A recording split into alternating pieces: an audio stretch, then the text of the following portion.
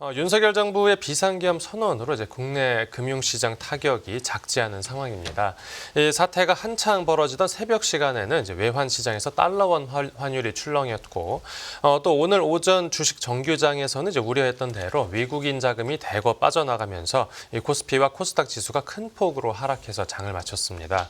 이 정치권은 탄핵 소추를 추진하고 있는 만큼 이번 사태가 단기간에 끝나지는 않고 한동안 후폭풍이 불어닥칠 걸로 예상되는 상황인데, 이 앞으로의 증시 전망과 이번 사태에 대한 해외 증권가 반응, 권용욱 기자가 짚어드립니다. 네, 어서 오십시오. 안녕하십니까? 네, 오늘은 사태가 막 터진 직후인 만큼 이 시장이 좀 얼떨떨한 모습을 보였는데, 앞으로 주식 시장이 어떻게 흘러갈지 그 전망부터 살펴보면요. 네, 윤석열 대통령의 비상계엄 그리고 비상계엄 해제와 관련된 이 전대미문의 정치 불확실성이 이제 현실화가 됐습니다. 네. 이번 정치 불확실성과 관련한 추가적인 여진을 좀 보수적으로 고려를 하더라도 당장은 경제나 증시 펀더멘털을 뒤울 수 있을 변수는 아닌 것으로 그렇게 평가가 되는데요. 네. 그렇기 때문에 코스피 같은 경우에도 낙폭은 어느 정도 제한이 되면서 한 2,400선 정도에서 지지되지 않겠느냐라는 관측이 나오고 있습니다. 네. 근데 과거에도 이번 사태와 좀 비슷한 사례들이 있었는데, 당시 사태들이 증시에는 좀 어떤 시사점을 던져줬죠?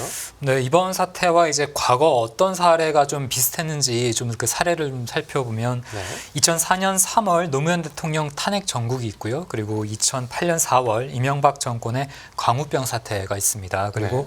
가장 최근인 2016년 10월 박근혜 대통령 탄핵 정국이 있는데요. 네. 이 세 가지 모두 공통적으로 당시에 국내 증시의 주가나 수급의 영향은 일정 수준 이하로 좀 제한이 됐었습니다. 더불어서 글로벌 증시, 특히 신흥국 증시의 등락과 비교했을 때 우리나라 증시가 크게 붕괴하거나 그러지는 않았다라는 것을 유념할 필요가 있는데요. 네.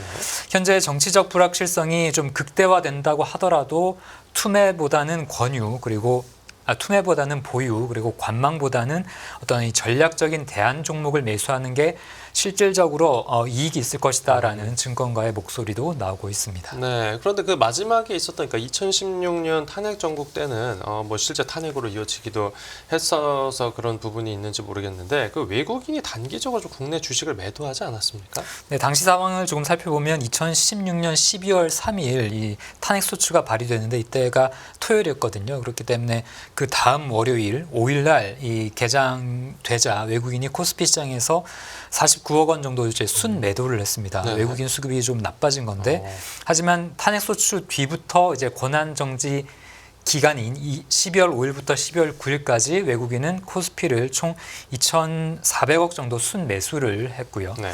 그리고 2017년 3월 12일 이제 헌법재판소가 탄핵이 결정하게 되는데, 당시에 외국인이 코스피 시장에서 1,600억 원 순 매수를 했습니다. 네. 그렇기 때문에 이 탄핵 이슈가 장기적으로 봤을 때는 외국인 수급에 큰 영향이 없었다고 볼 수가 있는데요. 네. 결국엔 이 외국인 수급이라는 것이 경기 사이클에 좀 수렴하게 됐다라고 볼 수가 있겠습니다. 네, 그러니까 너무 큰 과도한 우려는 좀 지양해야겠다 이런 건데, 그래도 사태가 완전히 진정될 때까지는 당분간 불안한 흐름도 나타나겠죠. 네, 앞서 세 가지 국내 과거 사례를 말씀드렸는데, 거기에 더해서 지난 2015년 브라질 호세프 대통령 탄핵 정국과 같은 해외 사례까지 좀 살펴보면 공통적으로 주식시장이 추세적이거나 좀 완전하게 정상화되는 데에는 몇 가지 좀 존재 조건이 있었습니다. 네네. 우선은 국정의 혼란이 조기에 진정되거나 해소가 되어야 되고, 또 긴급한 금융시장의 유동성 지원책이 좀 나왔었습니다. 네. 그리고 정부의 추가적인 경기부양책이 제시되느냐도 좀 중요한 변수였는데요. 예. 특히 국내 증시를 둘러싼 대내외 환경이 현재 좋지가 않습니다. 대내외 경기 펀더멘털 자체가 좋지 않고, 네. 특히나 이제 트럼프 행정부 2기에 대한 불확실성이 지금 존재하고 있는 상황인데, 그런 상황에서 이번 계엄령 선포 및 해제 사태가 터졌기 때문에 이 관련된 정치적 불확실성이라는 악재가 지금 새로 가세를 한 셈이고, 그렇기 때문에 주가의 상승 압력 역시 크게 제한될 수밖에 없습니다. 아까 코스피가 2,400을 내주진 않을 것 같다라는 말씀을 드렸는데, 네. 동시에 국내 정치 이슈에 따라서 시장이 단기적으로 출렁일 가능성 역시 배제할 수가 없습니다. 네네. 그렇기 때문에 코스피가 2,400을 밑으로 좀 내주진 않더라도 윗선을 보면 한 2,600을 넘기는 좀 어렵다라는 것이 증권가의 대체적인 진단입니다. 네, 그렇군요. 또 이제 해외 전문가들이 이번 사태를 과연 어떻게 보고 있을지도 중요한데 국제 신용평가사 중 하나죠. 이 스탠더드 앤 푸어스가 이번 사태에 대해서 우려를 표했다고요. 네, 이 스탠더드 앤 푸어스가 오늘 국내 미디어 간담회가 원래 좀 예정이 돼 있었어요. 네네. 그러다가 지난 새벽에 이런 사태가 터지고 나서 오늘 오전에 이제 이메일을 통해서 미디어 간담회를 예정대로 진행하겠다라는 그런 연락이 왔는데 네. 이번 간담회에서 당연히 이번 사태에 대한 뭐 평가 이런 것들이 좀 주요 관심사가 됐습니다. 네.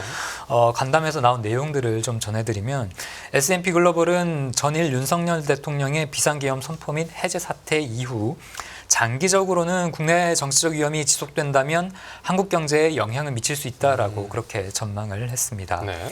기업 조달과 관련해서는 단기적인 충격에 그칠 것으로 예측을 했는데요. 정치 불안정성에 따른 일시적인 이유라는 점을 들었습니다. 네. S&P는 오늘 간담회에서 투자자들이 한국의 정치적 위험을 걱정하고 이 부분이 지속되면 그 누적된 효과가 한국 경제에 영향을 미칠 수 있다라고 평가를 했습니다. 이어서 계엄이 빠르게 종료가 됐고 정치 상황이 오랜 기간 안정적이어서 너무 걱정하지 않아도 될 것이란 희망도 있다며 몇 시간 내에 정리된 것은 한국의 상황과 건전성 그리고 견실함, 제도적 기반이 충실하기 때문에 쇼크를 흡수하고 돌아오는 것을 반증한다라고 평가를 했습니다. 네. 다만 S&P는 이 빠르게 계엄이 정리된 상황이 리스크가 없다라는 뜻은 아니다라고 또 강조를 했는데요. 네. 이번 사건이 예상치 못한 사건인데 국제 투자자들 입장에서는 분명한 마이너스 쇼크라고 진단을 했습니다. 그리고 투자 의사 결정에는 부정적 영향을 미치겠지만 일시적일지 구조적일지는 두고 봐야 한다. 이렇게 또 진단을 했고요. 네네. 당분간은 부정적 영향을 미칠 것이고 한국 투자 의사 결정에 신중할 것이라면서 다른 나라가 상대적으로 매력적인 투자처가 된다면 정치적 리스크가 없는 곳이라 한다면 이제 한국 투자를 철회하고 다른 곳으로 투자를 돌릴 수 있다라고 말했습니다. 네네. 그러면서도 이번 사태가 한국에 대한 국가 신용 등급을 바꿀 정도는 아니다라고 강조를 했습니다. 네, 그런데 이제 우리 당국의 대응 속도나 어떤 의지에 대해서는 일부 긍정적으로 평가한 부분도 있습니다. 네, 우리 금융당국이 비상계엄 사태 뒤에 이제 시장에 대거 유동성을 공급하겠다라는 그런 의지를 밝혔잖아요. 네. 거기에 대해서 S&P는 이번 조처의 규모가 충분한지 당장 판단하기는 어렵겠지만 그 대응의 속도와 의지는 긍정적으로 평가를 했습니다. 네. 한국 정부가 금융 시스템의 안정성을 굉장히 중요시하며 이런 이벤트가 발생했을 때 상당히 빨리 대응한다고 판단한다라고 평가를 했고요. 네. 그리고 투자자나 시장 심리가 중요한 때인 만큼 40에서 50조 원과 같은 이 절대적인 금액보다는 정부가 시장 안정 의지를 보여줬다는 사실 그 자체를 의미 있게 보고 있다라고 평가를 했습니다. 네, 또 이번 사태 때문에 이제 앞에도 잠깐 언급이 나왔지만 이제 우리나라 대외 신인도가 깎이면서 그 기업 자금 조달에 어떤 단기적인 충격이 불가피하다라는 분석도 있었습니다. 네, 그것은 같은 미디어 간담회에 참석한 나이스 신용평가에서 그런 좀 진단이 나왔는데요. 네. 단기적으로 시장에 기업 조달과 관련된 충격을 줄 수 있다라고 평가를 했습니다. 네. 특히 대외적인 신용도 이미지 측면에서 그렇다고 진단을 했는데요. 네.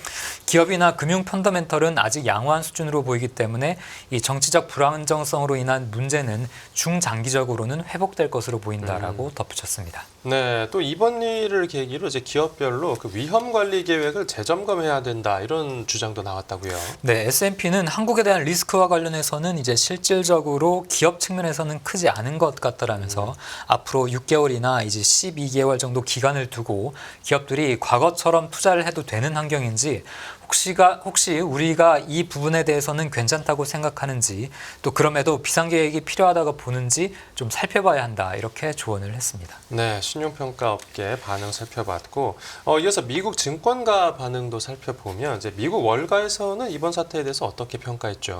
네, 뭐 지금 이제 국제신용평가사들의 의견을 좀 전해드렸는데 네. 좀 다소 좀 정제된 표현이 있었는데 이제 월가에서 실제 이 트레이딩을 하는 금융기관에서는 조금 더 좀 직설적인 그런 표현이 좀 나왔습니다. 예. 이번 비상기업령 사태로 월가에서는 한국 금융시장에 대한 신뢰가 일정 부분 훼손할 것으로 그렇게 좀 분석을 했는데요. 네.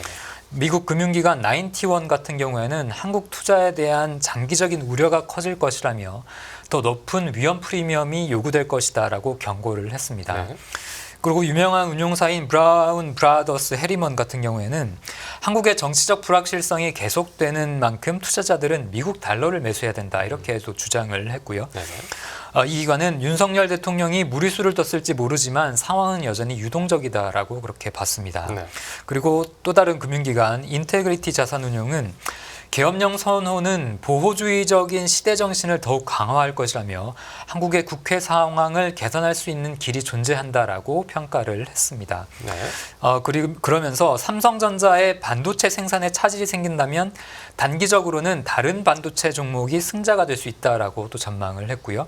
그리고 미국계 증권사인 TD증권 같은 경우에는 계엄령은 다소 과한 조치로 느껴진다라며 윤 대통령은 낮은 지지율과 상당한 스캔들로 인해 민심을 돌리려는 목적이 있었던 것 같다고 평가를 했습니다. 네, 또 미국뿐만 아니라 이제 글로벌 투자은행 업계에서도 비슷한 시선으로 바라보는 모습입니다. 네, 아까 S&P가 이 한국 국가신용 등급에는 영향이 없을 것이다라는 그 전망을 소개해드렸는데 네. 신용 등급 자체는 변화가 없더라도 신용 등급 그 전망은 변할 수 있다라는 게 이 외국계 기관에서 좀 목소리가 나오고 있습니다. 네네. 네덜란드계 금융사 ING인데요. 한국의 비상계엄 사태가 국가신용 등급에 영향을 미칠 수 있다는 점이 우려스럽다라고 진단을 했습니다. 네. 보고서를 통해서 밝혔는데 이번 사태가 국가신용 등급에 영향을 미칠지가 현재 단계에서는 불확실하지만 발생할 수 있는 시나리오라면서 이같이 좀 전했는데요. 네. 현재 단계에서 상황이 추가로 악화될 것으로 보이지 않기 때문에 신용등급 자체가 변경될 것으로 예상하지는 않는다면서도 상황은 매우 유동적이고 신용등급 전망이 변경될 가능성이 있다라고 그렇게 전망을 했습니다. 네.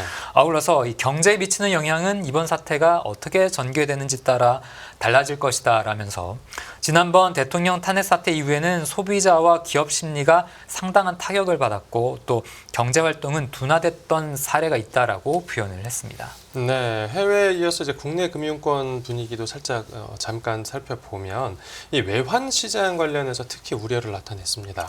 네, 달러원 환율에 대한 우려가 좀 큰데 좀 국내 외환 전문가들이 달러원 환율 전망을 좀 어떻게 보고 있는지 간단하게 좀 소개를 해드리겠습니다. 네. 계엄 선포 해제 혼란으로 인해서 원화 역세가 불가피할 것이라는 진단이 좀 우세를 보이고 있는데요. 네네. 단기적으로 달러원을 한 1,430원까지 열어놔야 된다 그런 진단이 나왔습니다. 예. KB국민은행의 이민혁 연구원이었는데요. 당분간 달러원이 이 위아래 변동성이 상당히 클 것 같다라고 진단을 하면서 네네. 정치 불확실성 때문에 원화 약세로 갈 것 같고 외국 금융시장에서도 한국 자산에 대한 우려가 있는 상황이다라고 그렇게 좀 전했습니다. 네. 그리고 오늘 1,430원까지 상단이 열려 있다고 본다라고 그렇게 좀 평가를 하고요. 네. 다만 한국은행의 금융통화위원회 회의나 이제 무제한 유동성 공급 등 적극적인 시장 개입이 있을 거라고 예고한 상황이기 때문에 좀 사태를 살펴봐야 된다 그렇게 진단을 했습니다. 네. 달러원은 당분간 높은 수준에서 등락할 것이라는 게 이 연구원의 설명인데요. 원화 자산에 대한 투자 심리가 좋지 않은 상황에서 이 신뢰도를 훼손하는 이벤트가 발생한 것으로 그렇게 풀이를 했습니다. 네. 환율이 높은 수준에서 잘 내려오지 못할 것이다 이렇게 좀 전망을 하면서 지난주에 기준금리 인하와 같이 미국과 한국과의 이 금리가 역전됐던 상황이 좀 앞으로 이어질 것이고 거기다가 국내 내수 부진 그리고 수출이 고점을 찍고 이제 반락하는 그런 상황을 고려를 할 때 외국인의 한국 자산 신뢰를 훼손하는 이벤트까지 더해진 것으로 그렇게 평가를 했습니다. 네. 이렇게 악재가 상당 부분 겹치면서 원화도 당분간 약세를 면치 못할 것이다라는 게 이 연구원의 설명인데요. 네. 그러면서 장기적인 정치 불확실성이 이어진다면 기존의 달러원 전망치도 이제 상향 조정할 수밖에 없을 것 같다라면서 단기적인 이벤트로 끝날 수 있을지 좀 지켜보고 있다 이렇게 분위기를 전했습니다. 네, 알겠습니다. 네, 비상계엄 사태 이후 증시 전망과 해외 증권과 반응 권용욱 기자와 함께 살펴봤습니다.